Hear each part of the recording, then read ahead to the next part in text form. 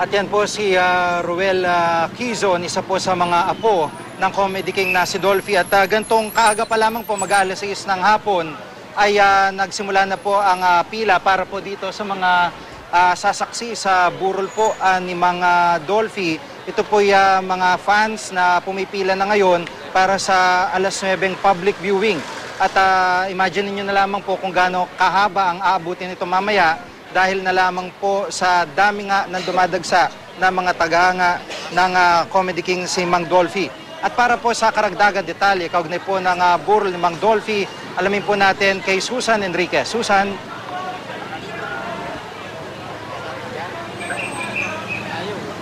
Subukan po nating balikan si Susan maya-maya lamang. At mamaya nga pong madaling araw ay ibabalik po sa Heritage Park ang labi ni Mang Dolphy, at mga alas 3 po tinatayang iaalis po dito sa Dolphy Theater ang labi ng Comedy King para ibalik po sa Heritage Park. Samantala, balikan po natin si Susan Enriquez kaugnay po ng mga detalye sa burol. Susan?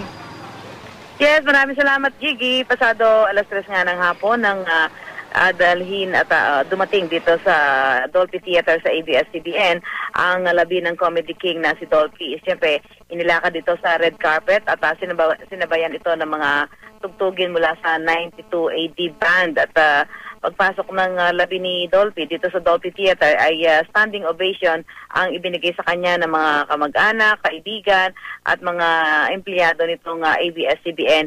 Itong Dolphy Theater ay dating Studio 1 daw nitong ABS-CBN at ginawang Dolphy Theater bilang pagkilala sa naging kontribusyon nitong si Dolphy sa larangan ng pelikula at telebisyon sa loob ng halos 6 na dekada. At sa kanyang mensahe nagpasalamat itong CEO at chairman ng ABS-CBN na si Ginoong Gabby Lopez dahil sa pagpayag ng pamilya ni Dolphy na makasama nila ito sa kahit sa huling pagkakataon, sa huling yugto ng kanyang buhay, dahil si Dolphy ay may 40 taong naging miyembro nitong kasapi nitong ABS-CBN. Siya ay naging bahagi nitong kumpanyang ito sa loob ng 40 taon. Ang labi ni Dolphy ay nakalagay sa isang bronze casket at bago ito binuksan para makita ng mga taong nagmamahal sa kanya, ay binasbasan ito ni na Father Tito Kaluwag at nitong si Father Efren Borromeo, ang mga sumilip sa labi, ang kanyang mga pamilya, miyembro ng kanyang pamilya, ang mga matataas na opisyal nitong ABS-CBN at siyempre ang mga empleyado at iba pang artista na nakasama nitong si Dolphy. Sabi nga, hindi man nila ito nakasalumuhan ng personal, ay nagawa nila silang pangitiin ni Dolphy sa pamamagitan ng kanyang mga pelikula at mga palabas sa telebisyon. Nakausap din natin ang isa sa mga kapatid nitong si Dolphy na si Ginang Laura Quizon, at sinabi niya na bagamat alam nila na anumang araw ay maaaring maalam si Dolphy mula nang ito ay pasok sa ospital, ay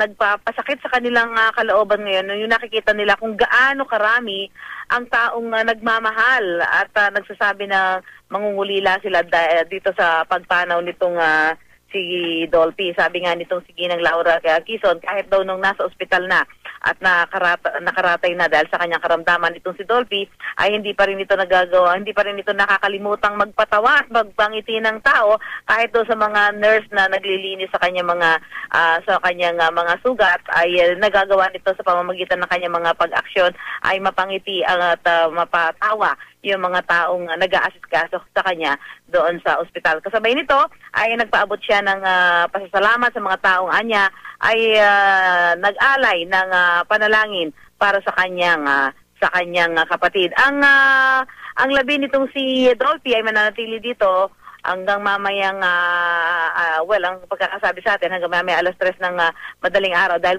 bubuksan ito for public viewing 9 hanggang 3 AM. At mamaya alas 6 ng gabi magkakaroon dito ng isang misa at susundan ito ng eulogy sa ganap na alas 7:30 ng gabi, kung saan magbibigay ng kanilang mga mensahe ang kanyang kasamang si Shasha Padilla, ang kanyang anak na si Eric Quizon, at ang isa sa mga matagal na nakasama sa mga palabas sa telebisyon at pelikula na si Nova Villa. Gigi? Maraming salamat, Susan Enriquez.